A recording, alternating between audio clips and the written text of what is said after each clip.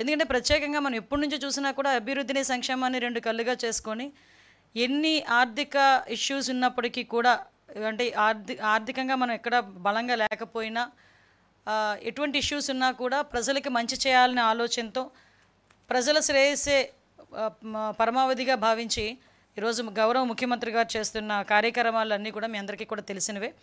Around మనం కూడా మళ్ళీ చెప్తున్నా ఆంధ్రప్రదేశ్ బ్రాండ్ అని గురించి మాట్లాడితే కనుక టక్కును గుర్తొచ్చేది మన చంద్రబాబు నాయుడు గారి పేరు. అటువంటి వ్యక్తి 14 నెలల ఈ జర్నీలో చూసుకుంటే అరౌండ్ ఒక పక్క నుంచి అభివృద్ధి, ఒక పక్క నుంచి సంక్షేమం, సూపర్ 6లో భాగంగా మేము చెప్పిన అన్ని అంశాలని కూడా పరిగణలోకి తీసుకొని ఈరోజు ప్రజలకు ఇవ్వాలనే ఉద్దేశంతో ఆర్థిక ఇబ్బందులు ఉన్నా కూడా సంక్షేమానికి ఎక్కడా కూడా ఇబ్బంది లేకుండా ఈరోజు ముందుకు నడిపిస్తున్న వ్యక్తి గౌరవ చంద్రబాబు నాయుడు గారు. ఓవరాల్గా చేశారంటే మీ అందరికీ తెలుసు, ఈ ఒక్క నెలలోనే మనం చూసుకుంటే పోయిన నెలలో మనకి తల్లికి వందనం కింద ఎంతమంది పిల్లలు ఉంటే అంతమందికి కూడా అకౌంట్లో డబ్బులు పడటం, అదేవిధంగా తర్వాత ఈ నెలలో కూడా చూసుకుంటే అన్నదాత సుఖీభవ ఒక కార్యక్రమం ద్వారా రైతన్నలకి డబ్బులు పడటం, ఇప్పుడు నేతన్నలకి అదేవిధంగా నాయి బ్రాహ్మణ్స్ సోదరులకి కూడా మనకి 200 యూనిట్ల వరకు కూడా ఉచిత విద్యుత్తుని మనము ఈరోజు ప్రవేశపెట్టడం, అదేవిధంగా మనందరికీ కూడా చాలా ప్రెస్టేజియస్ ఇష్యూగా తీసుకొని ఆడబడుచులందరికీ కూడా మంచి చేయాలనే ఉద్దేశంతో స్త్రీ శక్తి ఉచిత బస్సు ప్రయాణం కూడా ప్రారంభించాం. మీ అందరికీ తెలుసు ఈరోజు ఇక్కడ ఉన్న వాళ్ళు చాలామంది మీ తాలూకా ఇంట్లోని ఉన్న ఆడవాళ్ళందరూ కూడా ఈ ఉచిత బస్సు ప్రయాణ సౌకర్యాన్ని అందరూ కూడా వినియోగించుకునే పరిస్థితి ఈరోజు కనిపిస్తూ ఉంది. ముఖ్యంగా ఈ ఉచిత బస్సు ప్రయాణం సుమారుగా చూసుకుంటానంటే దగ్గర నిన్న ఒక్కరోజే 18 నుంచి 20 లక్షల మంది మహిళలు ఉచిత బస్సు పథకం ద్వారా లబ్ధి పొందడం జరిగింది. అంటే లాస్ట్ 5 డేస్లో కూడా చూసుకుంటే 20 crores మేర లబ్ధి జరిగింది మహిళా లోకానికి. అంటే నేను ఎందుకు ఇవన్నీ చెప్తున్నానంటే ఈరోజు మహిళా సంక్షేమం ఒకవైపు, ఒక పక్క పింఛన్లు ఇచ్చి కూడా ఎన్టీఆర్ భరోసా కింద ప్రతి ఒక్కరికి కూడా 4,000 రూపాయలు పింఛన్ అనుకున్నట్టుగా ఇవ్వటం, ఇవన్నీ కూడా సంక్షేమానికి పెద్దపీట వేసే విధంగా ఈరోజు గవర్నమెంట్ పనిచేస్తూ, అదేవిధంగా ఒక పక్క నుంచి అభివృద్ధి గురించి ఆలోచన చేసుకుంటే ఒక పక్క అమరావతి నిర్మాణానికి, పోలవరం నిర్మాణానికి, ఆఖరికి గ్రామీణ స్థాయిలో రోడ్లకి, డ్రైన్లకి, ఇరిగేషన్ డిపార్ట్మెంట్కి ప్రతి ఒక్కటి కూడా అభివృద్ధి కార్యక్రమాలు ఒకవైపు, సంక్షేమ కార్యక్రమాలు ఒకవైపు నుంచి మనం చేసుకుంటూ ప్రజలు కూడా ప్రశాంతంగా ఉండే పరిస్థితి నుంచి ప్రశాంతంగా ఉన్నారు. ఎందుకని చెప్తున్నానంటే ఇంతకుముందు లాస్ట్ 19 to 24 అండి ఎవరైనా ఒక ఇద్దరు కూర్చొని మాట్లాడుకోవాలనుకుంటున్నప్పుడు ఏం మాట్లాడుకునేవారు తెలుసా? వాళ్ళ సమస్య గురించి, లేకపోతే వాళ్ళకి జరిగిన అన్యాయం గురించి, వాళ్ళకి జరిగిన అక్రమం గురించి మాట్లాడుకుంటే ఈరోజు ఈ 14 నెలల కాలంలో ఏ ఇద్దరు కలిసి కూర్చొని మాట్లాడుకున్నా సంక్షేమం గురించి మాట్లాడుతున్నారు, పరిశ్రమల గురించి మాట్లాడుతున్నారు, ఎన్ని పెట్టుబడులు వస్తాయని మాట్లాడుతున్నారు, ఎంతమందికి ఉద్యోగాలు వస్తాయని మాట్లాడుతున్నారు, వాళ్ళ బిడ్డలకు ఎటువంటి ఉద్యోగాలు రాబోతున్నాయన్న విషయం గురించి మాట్లాడుకునే పరిస్థితి. దీన్నంతటిని చూసి ఓవరాల్గా చెప్పాలంటే ఈరోజు ఒక ఎదురుదాడి చేసే ప్రయత్నం చేస్తున్నారు. ఎంత ఎదురుదాడి అంటే ఈరోజు వైసీపీ తాలూకా సాక్షి మీడియాలో అవనియండి, వాళ్ళ తాలూకా సంబంధిత సోషల్ మీడియాలో అవనియండి, విషం చిమ్మే ప్రయత్నం చేస్తున్నారు.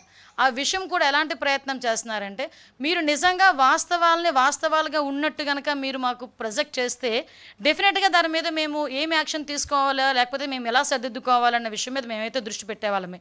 కానీ ఈరోజు పరిస్థితి ఏమవుతుందంటే వాస్తవాలుగా చిత్రీకరించడం, అవాస్తవాల్ని చూపించి ప్రజల్ని ప్రలోభ పెట్టడం, ఓవరాల్గా చెప్పాలంటే ఒక ప్రజల్లోని ఒక అలజడిని, ఒక అనుమానాన్ని, ఒక అభద్రతా భావాన్ని క్రియేట్ చేయటానికి సోషల్ మీడియా వేదికగా లేకపోతే మీడియా వేదికగా కొంతమంది చేస్తున్న దుష్ప్రచారాన్ని చూస్తూ ఉంటే నిజంగా తిరిగి మళ్ళా మా కొరడాలు జులిపించాలి అంటే మా పోలీస్ కొరడా జులిపించాలి అన్న పరిస్థితి అయితే వస్తుంది. పోలీస్ కొరడా అంటే మీరు వేరేగా ఆలోచించారు కాదు, మళ్ళా మేము కూడా దాని మీద ఇది నిజం కాదు, ఇలా అబద్ధాలు ప్రచారం చేసే వాళ్ళ మీద చర్యలు తీసుకునే పరిస్థితి రావాలి అనే ఉద్దేశంతో ఈరోజు మళ్ళీ మీ అందరి దగ్గరికి రావడం జరిగింది. ఎందుకనంటే ఈరోజు మనం చూస్తానండి, మొన్న నేను చూశాను ఎక్కడో ఇక్కడ విషయం ఏంటంటే వైసీపీకి 2014 నుంచి 19 వరకు వైసీపీ పందా అదే, 19 నుంచి 24 వరకు వాళ్ళు అధికారంలో ఉన్నా కూడా అవే వాస్తవాలుగా చిత్రీకరించే ప్రయత్నం చేయటం, మళ్ళా తిరిగి ఇప్పుడు 24 నుంచి ఈ రోజు వరకు కూడా అదే పందాన్ని వీళ్ళు కొనసాగిస్తుంటే దీన్ని సామాన్యంగా ఏమనాలంటే వారసత్వంగా వచ్చే సమస్యలేమో ఇవి వారసత్వంగా వచ్చే సమస్యల్ని ఈరోజు ఎదుర్కోవటానికి ఈరోజు మేమందరం కూడా సిద్ధంగా ఉన్నాం. వీళ్ళు చేసే అవాస్తవాల్ని వాస్తవాలుగా చిత్రీకరించడానికి వీళ్ళు చేసే ప్రయత్నాలని కూడా తిప్పికొట్టేందుకు కూడా మేము కూడా మా ప్రభుత్వం కూడా ఎన్డీఏ కూటమి కూడా సిద్ధంగా ఉందని చెప్పడానికి ఈరోజు మేము అందరికీ కూడా ప్రెస్ మీట్ పెట్టడం జరిగింది. ఈరోజు మనం చూసామండి, నిన్న మొన్న మనం చూసాం, ఉదయం లేచిన దగ్గర నుంచి మొదలు పెడతారండి, అమరావతి మునిగిపోయింది, అమరావతి మునిగిపోయింది, అమరావతి మునిగిపోయింది. అరే అమరావతి మునిగిపోయింది మునిగిపోయింది అని మాట్లాడితే నేను ఒకటే క్వశ్చన్ చేస్తున్నా, అమరావతి మునిగిపోతే ఈరోజు స్పీడ్ యాక్సెస్ రోడ్లు ఎక్కడైనా మీకు ఎవరికైనా అవాంతరాలు ఏమైనా వచ్చినాయా? ఈరోజు మీరందరూ కూడా బళ్ళు మీదో కార్ల మీదో ఏదో రకంగా ఇక్కడికి వచ్చుంటారు కదా, ఎక్కడైనా రహదారులు ఏమైనా అడ్డుకున్నాయా? ఎక్కడైనా రోడ్లు కొట్టుకుపోయినాయా? మీరు చెప్పండి. లేదు. ఈరోజు నేను సెక్రటేరియట్లో కూర్చుని మాట్లాడుతున్నా, సెక్రటేరియట్ మునిగిపోయిందా? అసెంబ్లీ ఏమైనా మునిగిపోయిందా? ఈరోజు మామూలుగా మాట్లాడుకుందాం. ఈరోజు ఎక్కడ ఇప్పుడు అమరావతి కట్టడాలు కట్టుతున్న సమయంలో పునాది తీసుకునేటప్పుడు కొన్ని నీళ్లు చేరుతాయి. ఇప్పుడు వర్షాకాలం వర్షం పడక ఏం పడుతుందండి? వర్షం పడితే నీళ్ళు రాక ఏమొస్తాయండి? నీళ్ళు వచ్చినప్పుడు పునాదులు తీసినప్పుడు నీళ్ళు ఉంటగా నీళ్ళు ఆ పునాదుల్లోని కానీ ఆ చిన్న చిన్న గోతుల్లో కానీ నీళ్ళు రాకపోతే ఏమొస్తాయండి? 10 నుంచి 20 సెంటీమీటర్లు వర్షం పడేటప్పుడు నీళ్లు స్టాగ్నెంట్ అవ్వవా ఒక దగ్గర?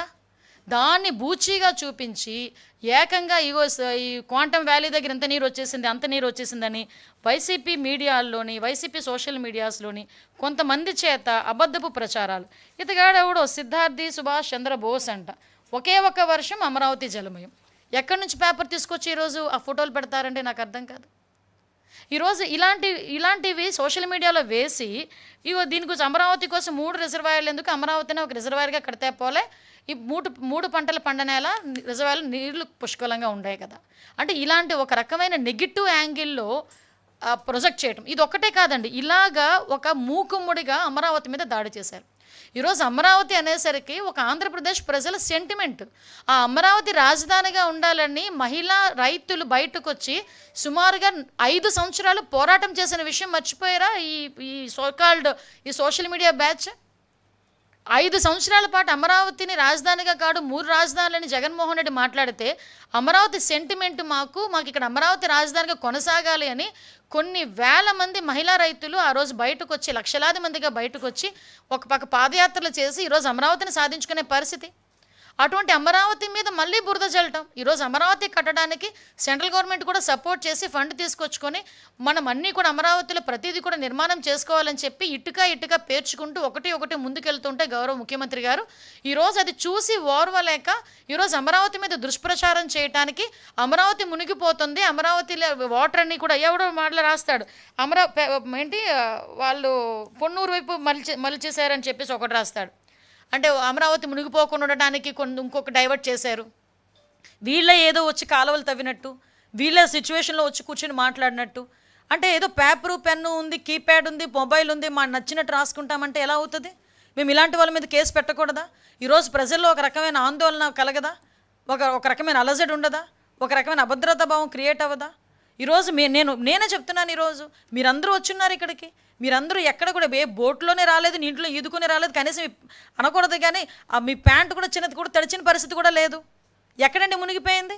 ఈరోజు సెక్రటేరియట్లో మేము కూర్చొని మాట్లాడుతున్నా, సెక్రటేరియట్ మునిగిపోలేదు, మరి అమరావతి మునిగిపోయింది అని ఇలాంటి ఫేక్ ప్రచారాలు చేసినప్పుడు ఎలాగ ఈరోజు పేపర్లోని గట్ట కొంతమంది రాస్తున్నారు? నేను అందరి మీడియా వాళ్ళ గురించి మాట్లాడలే, స్పెసిఫిక్గా కొంత మీడియా ఏం జరుగుతుందంటే ఒక బురద జల్లే కార్యక్రమం మీదే ఉన్నారు. ఈరోజు మనం చూసుకుంటున్నాం, ఈరోజు రాజకీయంగా వాళ్ళు డైరెక్ట్గా దెబ్బతీసేది లేక రాష్ట్రం తాలూకా బ్రాండ్ని దెబ్బతీసే పరిస్థితుల్లో ఈరోజు కనిపిస్తూ ఉంది. మరొకరు రాస్తారు విజయవాడలో విలయతాండవం చేస్తుంది అంటారు. నేనేమో రీసెంట్గా మొన్న ఒక కలెక్టర్ గారికి నాకేదో పేపర్లో ఒక స్క్రోల్ వస్తే గబగబా కలెక్టర్ గారికి ఫోన్ చేశాను. కలెక్టర్ గారు ఏంటంటే అక్కడ వాగు ఏదో కొంచెం పొంగుతుందట అంటే, లిటరల్లీ మీరు నమ్ముతారా, కలెక్టర్ సాక్షాత్తు ఒక సెల్ఫీ వీడియో రిలీజ్ చేశారు, ఎటువంటి భయాందోళనకు గురి కాకండి, అక్కడ ఏమీ జరగట్లేదు అని. మళ్ళీ నెక్స్ట్ డే నేను ఎక్కడ నమ్మనేమోనని అక్కడికి వెళ్ళి ఫోటో తీసి నాకు గూగుల్ మ్యాప్ నుంచి ఫోటో తీసి చూపించిన పరిస్థితి. అంటే ఎంతవరకు ప్రజలను భయాందోళనకు గురి చేయడానికి చేస్తున్నారు. నిన్నగాక మొన్న ఒక మాజీ మంత్రి చేశారు, మీకు గమనించి కామన్ సెన్స్ లేదా? ఎక్కడో జరిగిన రిగ్గింగ్ని తీసుకొచ్చి పులివెందుల్లో రిగ్గింగ్ జరిగిందని చెప్పి సోషల్ మీడియా వేదికగా ట్విట్టర్లో పెడతారు. అంటే మీరు ఎటువంటి మెసేజ్ ఇవ్వాలనుకుంటున్నారు ప్రజలకి? రాజకీయంగా దెబ్బ కొట్టుకుందామంటే చాలా సందర్భాలు ఉంటాయి, చాలా వేదికలు ఉంటాయి. అంతే తప్పించి అవాస్తవాలని వాస్తవాలుగా చిత్రీకరించడానికి, ప్రజల్ని భయాందోళనకు గురి చేయడానికి మీరు పెట్టే పోస్టులు నిజంగా చెప్పాలంటే జాతీయ ద్రోహం కింద, రాజద్రోహం కింద మేము తీసుకోవాలి. ఈరోజు డెఫినెట్గా రాజద్రోహం కింద తీసుకోవాలి. ఆ రోజు మీరు ఏదో రఘురామకృష్ణరాజు గారి మీద పెట్టింది రాజద్రోహం కాదు, ఇది రాజద్రోహం. అంటే ఈరోజు గవర్నమెంట్ని అంటే ప్రజల్ని తప్పుదోవ పట్టించే విధంగా ఈరోజు మళ్ళీ మనం చూసామండి. ఈరోజు అదే వాళ్ళు ఏమన్నారు, అమరావతిని రక్షించడానికి డైవర్ట్ చేసి పొన్నూరు ముంచేశారని ఒకరు రాస్తారు. ఇంకొకలేమో ఎక్కడో ప్రకాశం బ్యారేజ్ గేట్లలో 70 గేట్లలో 69 గేట్లు పనిచేస్తున్నాయి. 69 గేట్లు పనిచేస్తున్నాయి. ఆ ఒక్క గేటు కూడా ఎందుకు చిన్న రిపేర్ వచ్చిందో కూడా మీ అందరికీ కూడా తెలుసు. లాస్ట్ టైం ఆ పడవను పంపించిన పరిస్థితిలో, పడవ ఢీకొట్టిన పరిస్థితిలో చిన్న రిపేర్, అది కూడా పెద్ద రిపేర్ ఏం కాదు. వాటర్ ఫ్లో తగ్గిన తర్వాత ఆ గేట్ కూడా రిపేర్ చేస్తారు. అంటే 70 గేట్లలో 69 గేట్లు పనిచేస్తూ ఉంటే ప్రకాశం బ్యారేజ్ గేట్లు పని చేయట్లేదని ఒకటి రాస్తాడు. ఏమనుకుంటారండి? ఆ బుడమేరు మళ్ళీ బుడమేరు వరదలు వచ్చేసి మళ్ళీ విజయవాడలోకి వాటర్ వచ్చేసిందని ఒకటి రాస్తారు. నేను ఎందుకు మాట్లాడుతున్నానంటే ఇప్పటికే ఇలాంటి వాటి మీద ఇలాంటి ప్రచారాల మీద అడ్డుకట్ట వేయాలి. గవర్నమెంట్ మీద ఏదైతే వీళ్ళు దుష్ప్రచారాలు చేస్తున్నారో వీటి మీద ఎట్టి పరిస్థితుల్లోని కూడా మేము అడ్డుకట్ట వేయాల్సిన బాధ్యత ఎన్డీఏ కూటమిగా మా మీద డెఫినెట్గా ఉంది. ఎందుకంటే వీళ్ళకి నిజంగా చెప్పాలంటే నేను చాలాసార్లు అంటాను, యాంటీ సోషల్ ఎలిమెంట్ అనాలో యాంటీ కాన్స్టిట్యూషనల్ ఎలిమెంట్ అనాలో తెలియదు జగన్మోహన్ రెడ్డిని. ఎందుకంటే నేను చాలా సందర్భాల్లో మేము ఏదో చెప్తా ఉంటే మీరు ఏమనుకుంటారంటే అస్తమానం ఎందుకు అతని గురించి మాట్లాడుతున్నారని మీరు మాట్లాడతారు. అంటే ఒక జాతీయ జెండాకి, ఒక స్వతంత్ర దినోత్సవానికి కూడా వాల్యూ లేకుండా చేసిన వాళ్ళని ఈ రకంగానే మాట్లాడతారు. ఆయన పందా ఇలాగే ఉంటుంది. ఆయన తాలూకా సొంత పేపర్లో ఇలాంటి రోజుకొక ఫేక్ న్యూస్. మొన్న నేనే మీకు చూపించాను. అక్కడ జనాలు లేకపోతే పాత వీడియో తీసుకొచ్చి ఇప్పుడు జనాలని చెప్పి లైవ్ టెలికాస్ట్ చేసే పరిస్థితి కూడా కనిపించింది. ఇవన్నీ ఒక పక్క వీళ్ళు చేస్తూ ఉంటే ఈ రోజుకి కూడా సోషల్ మీడియాలో మళ్ళీ తిరిగి కించపరిచే పోస్టులు పెట్టడం, ఇవన్నీ నేను ఒకటే మాట్లాడుతున్నానండి. ఓవరాల్గా మీకు చెప్పేది ఒకటే, ఈరోజు ప్రభుత్వం గురించి మీకు ఏమైనా వాస్తవాలు ఉన్నాయా? మీకున్న ఆ వాక్ స్వతంత్ర హక్కుని మేము ఎక్కడ కూడా ఇబ్బంది పెట్టాం.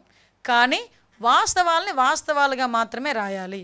నిజంగా అక్కడ తప్పు జరిగింది, ఆ వాస్తవాన్ని తీసుకొచ్చి వాస్తవంగా రాయండి. డెఫినెట్గా మేము దాని మీద చర్యలు తీసుకుంటాము. డెఫినెట్గా మేము సరిదిద్దుకోవడానికి ఈరోజు గవర్నమెంట్ సిద్ధంగా ఉంది. మేమెవరూ దేవుళ్ళం కాదు, మేము చిన్న తప్పులు చేయొచ్చు. అటువంటి పరిస్థితుల్లో మీరు నిజంగా వాస్తవాలను చెప్పండి. డెఫినెట్గా మేము చేసే పరిస్థితి కూడా మేము ఇలాగే మాట్లాడతాం. అంతే తప్పించి అవాస్తవాలను వాస్తవాలుగా చిత్రీకరించడానికి ఒక దండుపాలెం బ్యాచ్ లాగా కొంతమందిని బయటకు తీసుకొచ్చి ఇదే పనిగా సోషల్ మీడియాలో పోస్టులు పెట్టించి, సోషల్ మీడియాలో నోటుకొచ్చినట్టు మాట్లాడించి, తిరిగి మహిళల గురించి కించపరిచేటట్టు మాట్లాడించి, రెచ్చగొట్టే విధంగా మాట్లాడించి, ప్రజల్ని మభ్యపెట్టడానికో అభద్రతా భావానికి గురి చేయడానికో గనక ప్రయత్నం చేస్తే డెఫినెట్గా లీగల్గా మేము యాక్షన్ తీసుకుంటాం. ఇటువంటి సోషల్ మీడియా పోస్టుల మీద ఒక ఫ్యాక్ట్ ఫైండింగ్ కమిటీ కూడా మేము ఏర్పాటు చేసుకుంటాం. దాంతో భాగంగా వాళ్ళు ఇచ్చిన నివేదికల ఆధారంగా డెఫినెట్గా ఒక చట్టాన్ని కూడా తీసుకొచ్చి సోషల్ మీడియాలో అవాస్తవాలను వాస్తవాలుగా చిత్రీకరించడం ప్రయత్నించే ప్రతి ఒక్కరి మీద కూడా లీగల్గా చర్యలు ఉంటాయి. దయచేసి వీటి మీద అన్నిటి మీద కూడా మీరందరూ కూడా అలర్ట్గా ఉండాల్సిన అవసరం ఉంది. దయచేసి ఇంకొక మాట చెప్పాలి. కొంతమంది అఫీషియల్స్ ఉన్నారు. ఈ అఫీషియల్స్ ఏం చేస్తున్నారంటే నిజంగా వాళ్ళకి రాజకీయంగా వాళ్ళు కొంచెం ముందుకెళ్ళాలి అనుకుంటే కనుక రిజైన్ చేసి వెళ్ళండి. అంతేగాని కొంతమంది గవర్నమెంట్ ఉద్యోగస్తులు కూడా రాజకీయంగా అవాస్తవాల్ని వాస్తవాలుగా చిత్రీకరించే ప్రయత్నంలో సోషల్ మీడియాను వాడుకోవడం కూడా మా దృష్టికి వచ్చింది. అటువంటి వాళ్ళ మీద కూడా కంపల్సరీగా వాళ్ళ మీద ప్రభుత్వపరమైన చర్యలు తీసుకోవడానికి కూడా ఎక్కడ కూడా బ్యాక్ స్టెప్ అయ్యాం. ఈరోజు మహిళల భద్రత అన్నది మేము ఎంత టాప్ ప్రయారిటీ మేము తీసుకునే పరిస్థితి కూడా కనిపిస్తూ ఉంది. ఈరోజు మహిళల భద్రత విషయంలో కానీ సోషల్ మీడియాలో పెట్టిన పోస్టుల విషయంలో కానీ ఒక కఠినమైన చట్టాన్ని తీసుకురావాలనే ఉద్దేశంతో గౌరవ ముఖ్యమంత్రి గారు దీని మీద చాలా చాలా కటువుగా ఉండే పరిస్థితి. ఇటువంటి విషయాల్లో ఇన్వాల్వ్ అయ్యే ఏ ఒక్కరి మీద కూడా ఎట్టి పరిస్థితుల్లోని క్షమాభిక్ష అనేది ఉండదు అన్న సంగతి ముఖ్యమంత్రి గారు చాలా సందర్భాల్లో చెప్పారు. మహిళల మీదకి అడ్డగోలుగా వెళ్ళే ఎవరిని కూడా మేము మహిళల మీదకి అనుచిత వ్యాఖ్యలు చేసేవాళ్ళు కానీ మహిళల మీద ఈ రోజు వరకు మీరు చూశారు, గాంజాని అరికట్టగలుగుతున్నాం, డ్రగ్స్ని అరికట్టగలుగుతున్నాం, ఈరోజు క్రైమ్ రేట్ని తగ్గించగలుగుతున్నాం, ఉమెన్ ప్రొటెక్షన్ని పెంచగలుగుతున్నాం. శక్తి యాప్ ద్వారా చాలామంది మహిళలకు భద్రతా చట్టాల దృష్ట్యా మేము దగ్గర కాగలుగుతున్నాం. ఇవన్నీ కూడా మేము చేసుకుంటున్నాం. ఒకటే మీ అందరికీ తెలియజెప్తున్నాం, మళ్ళీ ఇలాంటి పరిస్థితులు వస్తాయి కనుక డెఫినెట్గా మేము కఠినమైన చట్టపరమైన చర్యలు కూడా తీసుకుంటాం.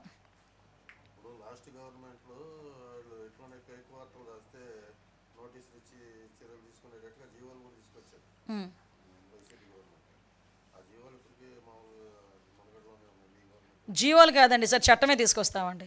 జీవోని అయితే ఈరోజు మీరు ఉంచొచ్చు, రేపు మేము వేరే వాళ్ళు వచ్చిన తర్వాత జీవో క్యాన్సిల్ చేయొచ్చు. సో జీవోలు కాదండి, చట్టాన్నే తీసుకొస్తున్నాం. చట్టం తీసుకురావడానికి కూడా మేము రెడీగా ఉన్నాం.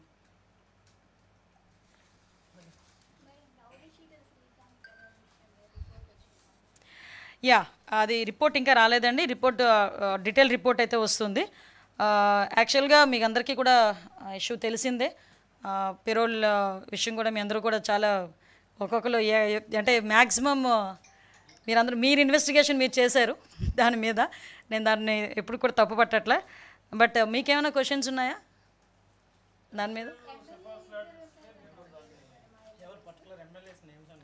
సార్ ఒకటి మీకు ఒక విషయం చెప్పనా, ఎవరి దగ్గరికైనా ప్రజాప్రతినిధుల దగ్గర అనేసరికి ఎవరికైనా ఏదైనా అవకాశాలు కావాల్సి వచ్చినప్పుడు వస్తారు. వచ్చినప్పుడు కొన్ని సందర్భాల్లో ఓవర్లుక్లో కొంతమంది ముందుకెళ్తారు, కొంతమంది వాట్ ఎవర్ ఇట్ వాళ్ళకున్న పరిచయాలు బేస్ చేసుకుని కొంతమంది ముందుకెళ్ళచ్చు. కానీ ఒకటేంటంటే ఇందులో ఎవరు ఏది జరిగినా కూడా పెరోల్ ఇచ్చిన తర్వాత వితిన్ 1 వీక్లో అతను ఒక నెటోరియస్ క్యాండిడేట్, అతనికి పెరోల్ ఇవ్వటం అనేది మంచి పద్ధతి కాదు అన్న సంగతి తెలిసిన తర్వాత ఇమీడియట్గా మేము ఆ పెరోల్ క్యాన్సిల్ చేసి మళ్ళీ తిరిగి అతన్ని జైలుకి పంపించడం జరిగింది.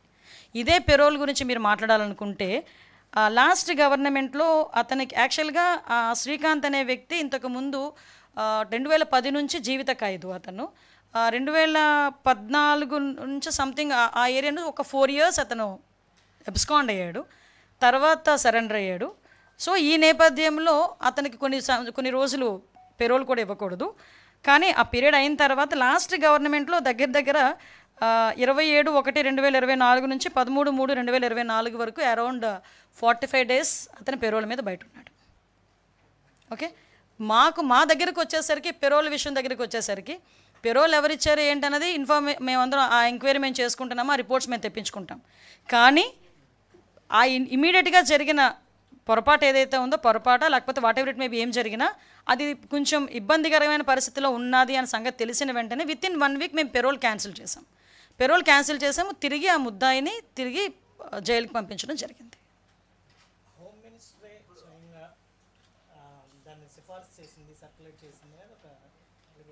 ఎవరున్నారు? నేనేమంటానంటే ఇప్పుడు దయచేసి అందరూ కూడా నాకు సోదరులు లాంటి వాళ్ళే. పెరోల్ ఎలా వచ్చింది ఏమొచ్చిందన్న పోస్ట్ మార్టం కన్నా ఆ వెనకాతలు జరుగుతున్న సిచ్యువేషన్ గురించి పోస్ట్ మార్టం చేసుంటే మీకు బాగుండేది, నాకు బాగుండేది. ఇప్పుడు ఫర్ ఎగ్జాంపుల్ అంతవరకు సిచ్యువేషన్స్ నిన్న మొన్న కొన్ని సోషల్ మీడియాస్లో హల్చల్ చేసినాయి. హూ ఈజ్ దట్ ఫెలో, ఆవిడ ఏంటి బ్యాక్గ్రౌండ్ ఏంటి, ఆవిడ ఏం చేస్తా అంది. సో నేనేమంటానంటే పెరోల్ అన్నది నేను డెఫినెట్గా చెప్తున్నానండి, పెరోల్ విషయంలో ఎలా వచ్చింది ఏంటన్నది నేనైతే డెఫినెట్గా మేమైతే మా ఎంక్వైరీ రిపోర్ట్ మాకు వస్తుంది, దాని మీద అయితే మేము ఎంక్వైరీ చేస్తున్నాం, అది పక్కన పెట్టండి. కానీ ఇమీడియట్గా మేము స్పందించి మాత్రం పెరోల్ క్యాన్సిల్ చేసి మళ్ళీ తిరిగి మేము లోపల తీసుకొచ్చి పెట్టాం. కానీ ఒకటి చెప్పండి,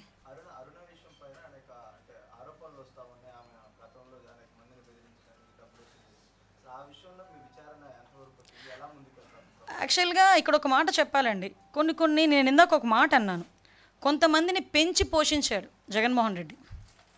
ఎలాంటి వాళ్ళని పెంచి పోషించాడంటే ఒక గూండాల్ని రౌడీల్ని, ఒక అసాంఘిక శక్తుల్ని, ఇలాంటి పర్సన్స్ని పెంచి పోషించాడు. ఆ పెంచి పోషించడానికి కారణంగా ఈరోజు వాళ్ళు ఏమనుకుంటున్నారంటే ఇదే అప్పుడున్న పందానే ఇప్పుడు కూడా కొనసాగుతుంది అని వాళ్ళు ఆలోచించుకుంటున్నారు. కానీ రౌడీ గ్యాంగులకు కూడా చెప్తున్నా, అసాంఘిక శక్తులకి, రౌడీలకి, గ్యాంగులకి, రౌడీ షీటర్స్కి, వీళ్ళందరికీ కూడా ఒకటే చెప్తున్నా, ఇంతకు ముందు గవర్నమెంట్ కాదు, మీరు ఎలా పడితే అలా డ్యాన్స్ చేస్తాము, ఎలా పడితే అలా ఉంటాము, ఇంతకు ముందులాగే మేము ఇంకా బ్లాక్మెయిల్స్ చేస్తాము, ఇంతకు ముందులాగే బెదిరిస్తాము ఆఫీసర్స్ని, ఇంతకు ముందులాగే బ్లాక్మెయిల్ చేస్తాము, మేము కట్టడిలో తెచ్చుకుంటామని చెప్పుకోవడానికి ఇంతకు ముందు గవర్నమెంట్ జగన్మోహన్ రెడ్డి గవర్నమెంట్ అనకూడదు, కానీ ఒక అవినీతి గవర్నమెంట్. అందులో మీరు పెంచి పోషించి బయటకు రావచ్చు. కానీ ఇది ఎన్డీఏ కూటమి, ఇక్కడ ఉన్నది చంద్రబాబు నాయుడు గారు ముఖ్యమంత్రిగా. ఇక్కడ ఇలాంటి ఆటలు ఎట్టి పరిస్థితుల్లోనే సాగవు. మేము క్లియర్గా చెప్తున్నాం, ఇలాంటి అసాంఘిక శక్తుల్ని ఎలాగ అణచగొట్టాలో చంద్రబాబు నాయుడు గారికి వెన్నతో పెట్టిన విద్య. ఒకనొక టైంలో ఫ్యాక్షనిస్టులని, నక్సలిజాన్ని ఎలాగ అదుపు చేశారో మీ అందరికీ కూడా తెలుసు. ఈలో పెద్ద ఇష్యూ కాదు. కానీ వీళ్ళు ఏమనుకుంటున్నారంటే తుల్లి పడుతున్నారు, మమ్మల్ని ఏం చేస్తారులే అని మాకు తిరిగి టాస్క్లు ఇచ్చే పరిస్థితుల్లో వాళ్ళు ఉన్నారు. సో అటువంటి వాళ్ళని ఎట్టి పరిస్థితులను టాలరేట్ చేసే ప్రసక్తి లేదు. ఇటువంటి అసాంఘిక శక్తులు ఎక్కడెక్కడ ఉన్నాయో కూడా మేము కూడా ఎంక్వైరీ చేసుకుంటున్నాం. ఇటువంటి వాళ్ళు ఎక్కడెక్కడ ఉన్నారో కూడా మేము కూడా ఎంక్వైరీ చేసుకుంటున్నాం. ఎంక్వైరీ నేపథ్యంలో అటువంటి వాళ్ళందరి మీద కూడా ఉక్కుపాదం మోపుతాం. ఒకటి, మాకు పీస్ఫుల్గా ఆంధ్రప్రదేశ్ ఉండాలి, ఆంధ్రప్రదేశ్ ప్రజలు ప్రశాంతంగా ఉండాలి, అది మా ఎజెండా. భరోసాగా ఇవ్వాలి.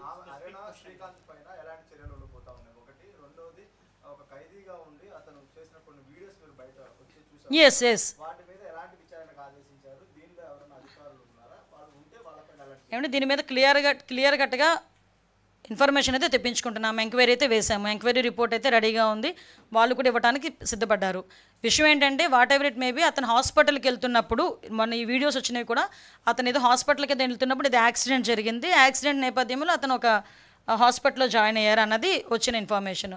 ఆ హాస్పిటల్లో ఎట్టి పరిస్థితుల్లోని ఎవరైతే ఎస్కార్ట్ ఉన్నారో ఆ ఎస్కార్ట్ అయితే పొరపాటు ఉంది. ఎవరైతే ఎస్కార్ట్ డ్యూటీ చేశారో ఆ అఫీషియల్స్ మీద కంపల్సరీగా ప్రభుత్వపరమైన చర్యలు ఉంటాయి, డెఫినెట్గా ఉంటాయి.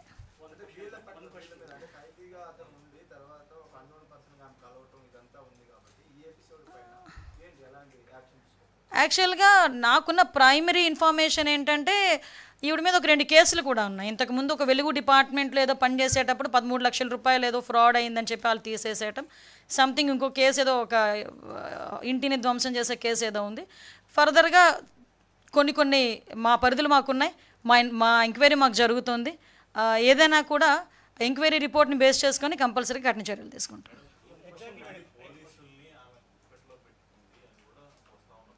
సార్ ఇందాక మీకు ఒక విషయం చెప్పాను అండి. మీకు నేనేం చెప్పానంటే వీళ్ళు కొంతమంది కొన్ని శక్తుల కింద, ఇప్పుడు ఆవిడ one of the Disha foundation అని చెప్పి సెల్ఫ్ డిక్లేర్డ్ సెక్రటరీ షీస్, ఆవిడ డిక్లేర్ చేసుకున్న ఒక సెల్ఫ్ డిక్లేర్డ్ సెక్రటరీ దిశా ఫౌండేషన్కి అని చెప్పి.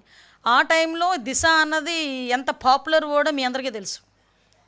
19 to 24 దిశ అన్నది ఎంత పాపులర్ వర్డ్ మీ అందరికీ కూడా తెలుసు. లేని చట్టాన్ని తీసుకొచ్చి చట్టం ముందని చూపించి పోలీస్ స్టేషన్లు కట్టించేసి డిఎస్పీలు పెట్టేసి రకరకాల హంగామాలు చేశారు. అదే దిశ పేరుతో ఈవిడ చేస్తున్న మోసాలు ఆ రోజు నుంచి మొదలైనవి అన్నది మాకు వచ్చిన ప్రాథమిక విచారణలో భాగంగా. దీనిలో భాగంగానే మీరు అన్నట్టు ఎంతమంది పోలీస్ ఆఫీసర్స్ ఇందులో ఇన్వాల్వ్ అయ్యి ఉన్నారు, ఎంతమందికి ఇందులో ఇన్వాల్వ్మెంట్ ఉంది, ఎవ్రీథింగ్. ఎక్కువ రోజులు అవసరం లేదు, వితిన్ 4-5 డేస్లో మాకు ఇన్ఫర్మేషన్ వస్తుంది. ఇందులోని ఎటువంటి సిచ్యువేషన్లోనైనా ఎటువంటి ఆఫీసర్నైనా మేము చర్యలు తీసుకుంటాం. అందులో బ్యాక్ స్టెప్ వేసే ప్రసక్తి లేదు.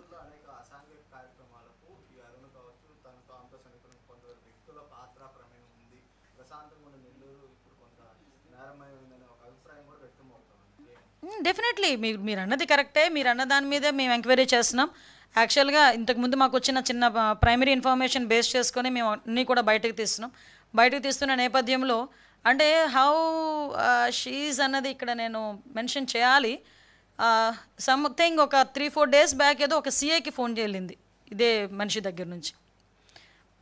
ఎలా వెళ్ళింది తెలుసా? మా పేషెంట్ నుంచి వెళ్తున్నట్టుగా వెళ్ళింది నెంబరు. సంహవ్ మా వాయిస్కి ఫోన్ చేసి ఏంటి సార్ ఎవరో లేడీ ఉన్నారా, నన్ను ఎలా బెదిరిస్తున్నారండి, ఏంటి ఆ నెంబర్ ఇవ్వండి, హెర్ నెంబర్ అంటే చెప్తున్నా. ఇంత సిచ్యువేషన్ జరుగుతున్నా కూడా ఆవిడ చెప్తోంది. Yes exactly, that's why we are enquiring. అందువల్లనే మేము చాలా డెప్త్కి వెళ్ళి ఎంక్వైరీ చేస్తున్నాం. కొన్ని సందర్భాల్లో ప్రెస్ ముందు కొన్ని మేము చెప్పలేం. మేము యాక్షన్ తీసుకునేటప్పుడు కొన్ని పరిధులు మాకు ఉంటాయి.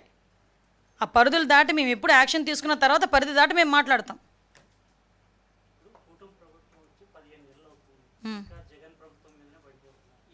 ఏం పడ్డామండి? ఎలిగేషనా ఇది వాస్తవాలా? అలా కాదండి, అలాగే ఒకటే మీరు అన్నదానికి ఓకే కమాన్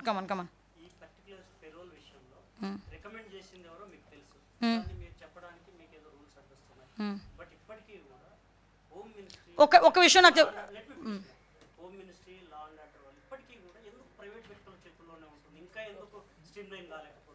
అయిపోయిందా? పెరోల్ ఇవ్వడం తప్ప ఒకసారి చెప్పండి మీరు.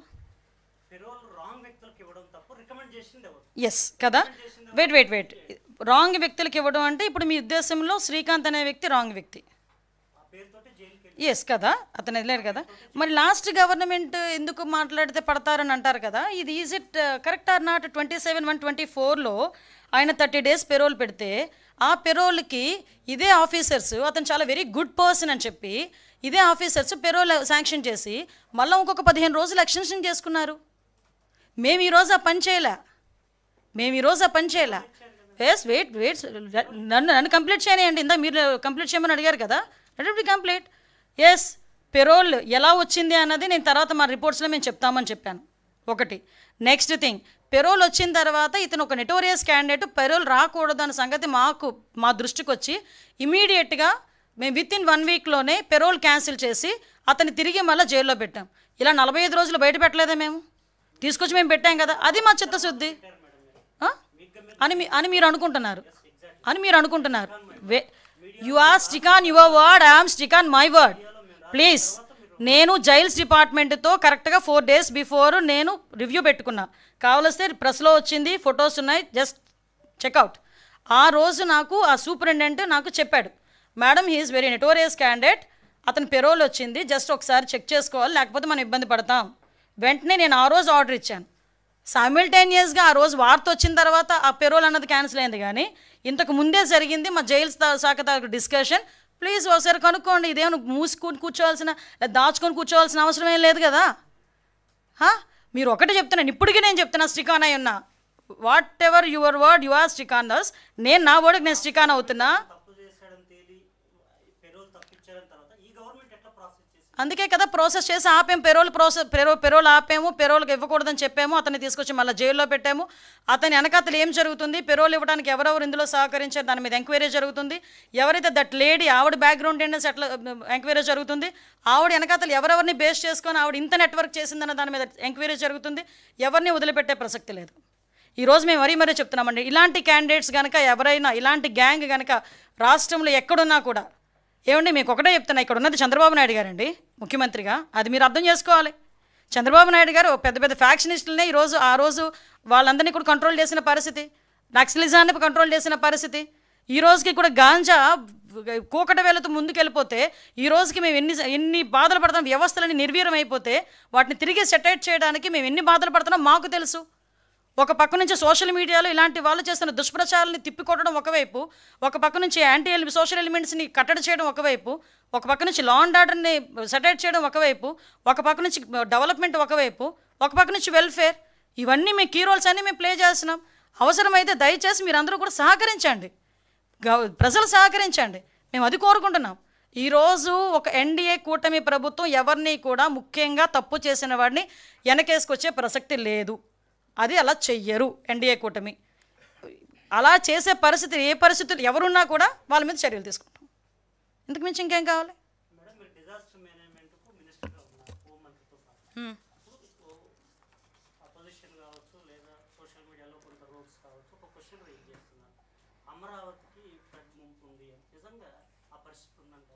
అలా ఉండుంటే ఈరోజు వస్తారా మీరు ఇక్కడికి?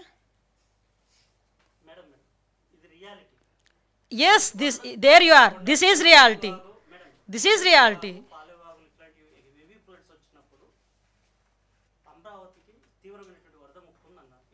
ముప్పు ఉందని ఎవరు చెప్పారు సార్? డిజాస్టర్ మేనేజ్మెంట్ నుంచి ఏమైనా అనౌన్స్ చేసిందా?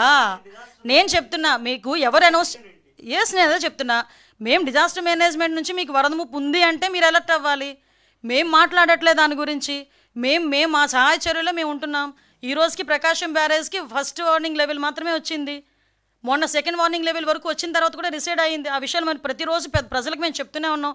దయచేసి మీ నెంబర్ మా డిజాస్టర్ మేనేజ్మెంట్ ఆఫీసులో లేనట్టుంది. ఉరుములు పడినా మెరుపులు పడినా కూడా మేము అలర్ట్ ఇస్తున్నాం. ఆఖరి మీ గ్రామాల్లో, మీ చుట్టుపక్కల ఎలా మధ్యలోనికి ఏదైనా వాటర్ వచ్చినా కూడా మీకు అలర్ట్ ఇస్తున్నాం. అటువంటి పరిస్థితుల్లో అంత అలర్టింగ్ సిస్టమ్ ఈరోజు డెవలప్ అయింది. ఒకనొక సందర్భం డిజాస్టర్ మేనేజ్మెంట్ అంటే నెంబర్ 1 పొజిషన్లో ఉండేది చంద్రబాబు నాయుడు గారి హయాంలో.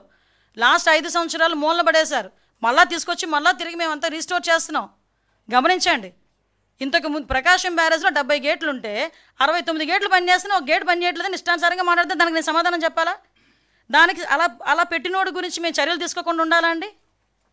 ఎక్కడో పులివెందుల్లో ఎలక్షన్ జరిగితే, ఎక్కడో ఎలక్షన్ తీసుకొచ్చి రిగ్గింగ్ జరిగిందని ఒక మాజీ మంత్రి బయటకు వచ్చి సోషల్ మీడియాలో, ట్విట్టర్లో పెడితే మేము చర్యలు తీసుకోకూడదా? మేము కేసులు పెట్టకూడదా అండి? ఒకసారి చెప్పండి.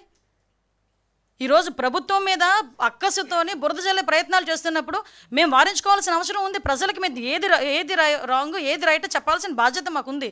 వాటితో పాటు అలాంటి వాళ్ళని అరికట్టే బాధ్యత కూడా మాకుంది. దట్స్ వై అదే చెప్పాను ఇందాక, కంపల్సరీగా వస్తుందండి ఈ సమావేశాలను, దాని మీద ఒక యాక్ట్ వస్తుంది.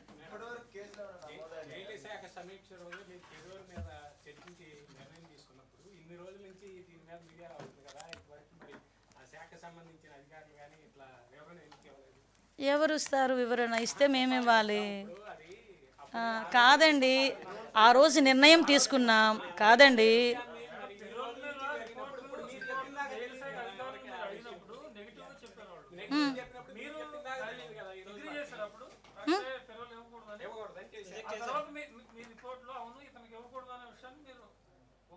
నాకు మీకు చెప్పింది ఏంటండి, కాబట్టే కదా నేను అది ఎలా వచ్చిందని ఎంక్వైరీ చేస్తున్నామని చెప్పాను. కాదండి, వాటి వా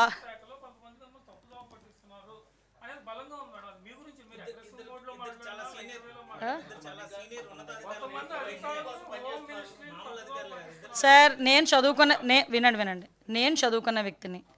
నేను ఈ డిపార్ట్మెంట్ని వచ్చిన దగ్గర నుంచి కూడా నేను నేర్చుకునే పొజిషన్లోనే ఉంటాను. ఎందుకంటే హోంశాఖ అనేది చాలా పెద్ద సబ్జెక్ట్. పెద్ద సబ్జెక్ట్లో చాలా పెద్ద subject, interlink with all departments. So ఆటోమేటిక్గా నేను ఎంత అలర్ట్గా ఉన్నా కొన్ని సందర్భాల్లో ఎవరి వల్లనైనా తప్పు జరిగి ఉండొచ్చు. జబ్బు జరిగినా ఆటోమేటిక్గా మమ్మల్నే మాట్లాడతారు. దానికి నేను ఒప్పుకుంటున్నాను, నేనేం మాట్లాడలే. దాని గురించి నేనేమి వివరణ ఇది తప్పు జరగలేదనో ఏం జరగలేదో నేను చెప్పట్లే. నేనేమంటానంటే తప్పు జరిగిన ఇలా జరగకూడదు అని వచ్చిన వెంటనే మేము నిర్ణయం తీసుకున్నామా లేదా, మీరు దాన్ని దయచేసి ప్రొజెక్ట్ చేయండి. మీరు చాలా విషయంలో సహకరించాలి.